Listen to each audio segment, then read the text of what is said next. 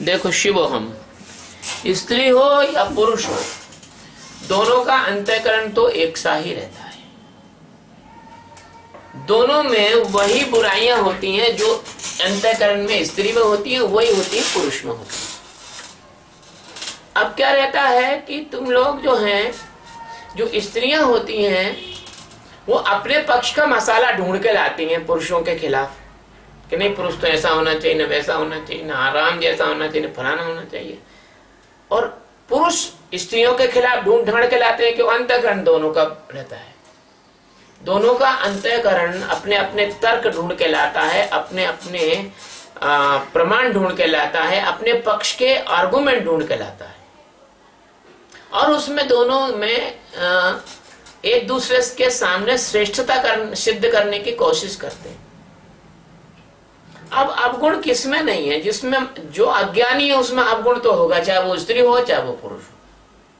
जो अज्ञानी होगा, जिसने परम सत्य को नहीं पाया है, ये शरीर के आकार प्रकार से कुछ नहीं होता। ये शरीर जब तुम सो जाते हो रात में नींद में, तो स्त्री स्त्री नहीं रहती और पुरुष पुरुष नहीं रहता है। तो स्त्री का जो खून है, अगर उसका टेस्ट किया जाए और पुरुष का खून का टेस्ट किया जाए, तो स्त्री के आरबीसी और डब्ल्यूबीसी कोई ऐसा नहीं है कि अलग होंगे और पुरुष के आरबीसी और डब्ल्यूबीसी अलग होंगे। स्त्री का बोन मैरो और पुरुष का बोन मैरो अलग होगा, ऐसा नहीं है।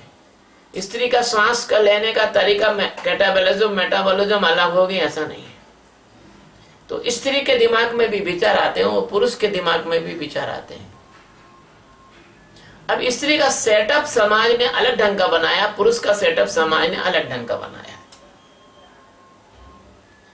स्त्रियां आपस में बैठती हैं तब उनकी चर्चा करने के विषय और अलग होते हैं, और पुरुष जब बैठते हैं उनकी चर्चा करने के विषय अलग होते हैं। स्त्री के अंदर झांक के देखो तो वो अपने आप को पुरुष से श्रेष्ठ मानती है, और पुरुष के अंदर झांक के देखो तो वो अपने आप को स्त्री से श्रेष्ठ मानता है, क्योंकि ये उसका पुरुष के पास पुरुषगत अहंकार है, स्त्री के पास स्त्रीगत अहंकार है। तो ये तुम्हारी सारी जो बातें हैं वो माया के प्रश्न हैं, इनमें कोई दम नहीं है। आप अपने अंदर के स्वरूप को जान लो ध्यान के माध्यम से। चाहे आप स्त्री हो तो भी आप जान सकते हो, चाहे पुरुष हो तो भी आप जान सकते हो। दोनों को परमात्मा ने बराबर चांस दिया हुआ है। और पुरुष को, पति को परमेश्वर यदि कहा गया है तो एक व्यवस्था बनाने के लिए कहा गया है, ताकि स्त्रियां उपद्रव न करें, पतियों का विरोध न करें। और स्त्री को देवी कहा गया है, दुर्गा कहा गया, लक्ष्मी कहा गया, पार्वती कहा गया, सरस्वती कहा गया, जगदम्बा कहा गया है।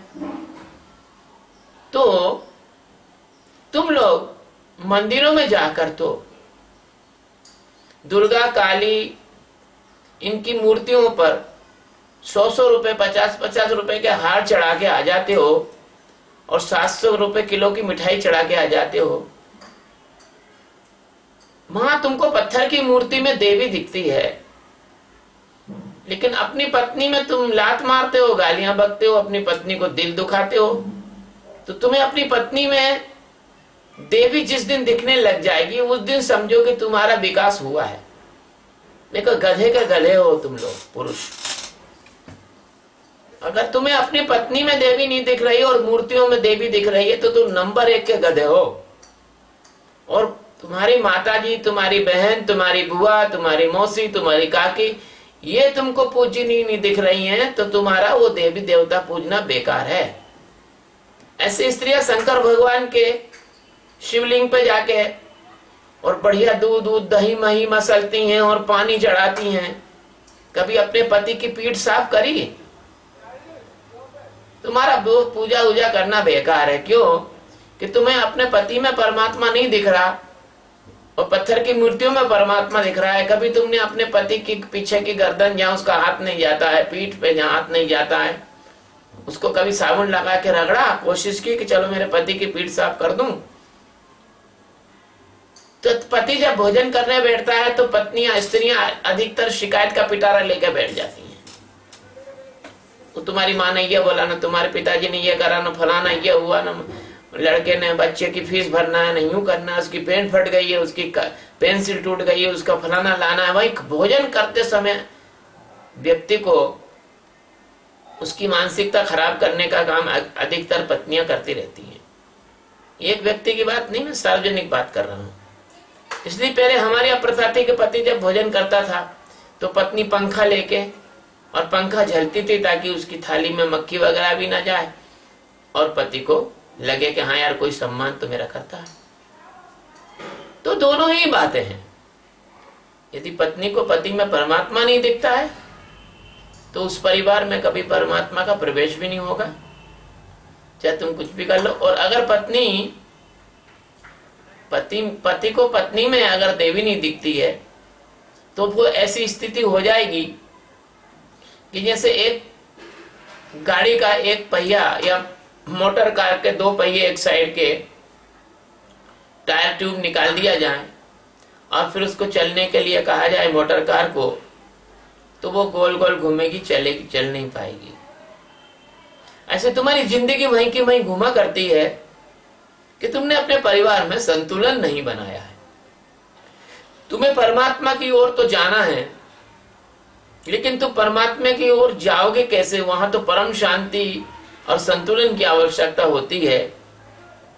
तुम्हारे परिवार में कलह है, अशांति है, लड़ाई है, झगड़ा है, एक दूसरे से द्वेष है, तो तुम्हारा अंतःकरण स्थिर चित्त कैसे हो पाएगा?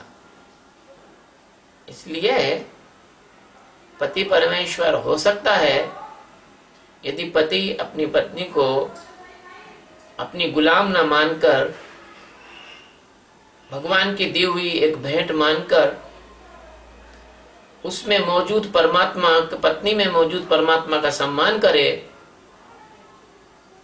और पत्नी के साथ एक मित्रवत और सम्मान्य व्यवहार करे। अपनी पत्नी को भोग्या ना समझकर अपनी पत्नी को एक नाव समझे संसार सागर से पार करने के लिए, कि धन्य है वो पत्नी, उसको भोजन वोजन बना के समय पे दे रही है, उसकी नौकरी वोकरी ढंग से चल रही है, उसका काम ठीक से व्यवस्थित हो रहा है, उसके लिए तो उसके वंश को बढ़ाने के लिए बच्चे उसने उत्पन्न किए हैं, तो उसको एक देवी मानकर उसके साथ जिया जाए। और ऐसे ही पत्नी अपने पति को भी सम्मान रखे कि भाई वो भोजन की व्यवस्था करने के लिए कमाता है, भोजन लाता है, धन लाता है, बाहर की परिस्थितियों से जूझता है, पत्नी सुरक्षित चार दीवारी में रहती है, बच्चों की आवश्यकता, उसकी आवश्यकता सब पूर्ति करता है, तो वो एक तरह का भगवान विष्णु के समान है पति, और पत्नी ब्रह्मा के समान है कि वो निर्माण करती है, सृष्टि करती है, पालन करती है, पति के साथ सामंजस्य बिठाती है। तो पति और पत्नी इस ब्रह्मांडीय जगत की दो समानांतर ऊर्जाएं हैं, ये आपस में क्लैश नहीं होना चाहिए। ये समानांतर ऊर्जाएं हैं और इनके संतुलन से परमात्मा के आध्यात्मिक मार्ग प्रशस्त भी हो सकता है। और अगर ये गड़बड़ करोगे तो विस्फोट होगा, और विस्फोट होने से डिस्ट्रक्शन भी हो सकता है। इसलिए पति परमात्मा परमेश्वर है और पत्नी परमेश्वर नहीं है, इस बात को मैं नहीं मान सकता हूँ। यदि पति परमेश्वर है तो पत्नी भी परमेश्वरी है, और यदि पत्नी भी परमेश्वरी है तो फिर पति भी परमेश्वर है। और यदि पति राक्षसेश्वर है तो पत्नी भी राक्षसी ही बनकर ही उसके साथ रह सकती है। राक्षस के साथ कोई देवी नहीं रह सकती, निर्वाह नहीं कर सकती। तो यदि कोई पति राक्षस सुवृत्ति का, राक्षस स्वभाव का है, तो वो अपनी पत्नी का जीवन नष्ट कर देता है। और यदि पत्नी कोई राक्षस स्वभाव की है तो अपने पति का जीवन नष्ट कर देती है। इसलिए सबसे पहली बात यह है कि दोनों देवत्व में चलो। और इसमें सबसे मोटी मोटी बात परिवार में जो समझने की है वो ये है कि यदि एक आदमी को किसी कारण गुस्सा आ जाए तो दूसरे को शांत हो जाना चाहिए। जिसको गुस्सा आया है थोड़ी देर बाद वो रियलाइज कर लेगा। और भोजन ऐसा करो जो गुस्सा और काम क्रोध आदि उत्पन्न न करे। रूखा, मिर्ची वाला, तीखा, मसाले वाला, तला हुआ, मांसाहार, अंडा इत्यादि ये परिवारों में नहीं आना चाहिए। जिनको विशेषकर परमात्मा की ओर जाना है, हम दूसरों की बात नहीं करते, हम तो हमारे शिष्यों की बात कर रहे हैं। जिसको परमात्मा की ओर जाना है वो अपने रसोड़े में रूखा तीखा भोजन, मसालेदार भोजन बनाना कम करे, मसाला मिर्च मसाला कम करे। और अगर आपको ठंड का समय है, अदरक इत्यादि का सेवन आप कर सकते हैं। और अन्य तामसिक चीजें जो आप सब जानते ही हैं उनका सेवन ना करें। दूध, घी, फल, ड्राई फ्रूट्स इनका पर्याप्त ढंग से सेवन करें। जल्दी पचने वाला भोजन करें और काम में ज्यादा समय न लगाकर जल्दी अपने काम काज निपटा कर ध्यान के लिए समय निकालें और सत्संग प्रवचन के लिए समय निकालें। और जीवन का उद्देश्य परमात्मा की ओर यात्रा होना चाहिए। जीवन का उद्देश्य धन कमाना और पद कमाना, यश कमाना ये नहीं होना चाहिए, क्योंकि ये तो कमाने वाले तो औंधे मुंह जीभ निकालकर मर चुके हैं, जिनकी हड्डियां तक गल चुकी हैं, उनको कोई नहीं जानता। लेकिन जो परमात्मा के प्रेमी है, मीरा है, शबरी है, भगवान के भक्त हैं, उनको आज तक लोग जानते हैं, वो अमर हो जाते हैं। और संसार में अरबपति खरबपति बहुत मर चुके हैं। सम्राटों के भी तो पते नहीं है कौन कौन सम्राट थे, किस किस समय में उनकी हड्डियां भी गल गई हैं और उनकी हड्डियों को लोग खजाने की खोज में और तोड़ फोड़ कर रहे हैं।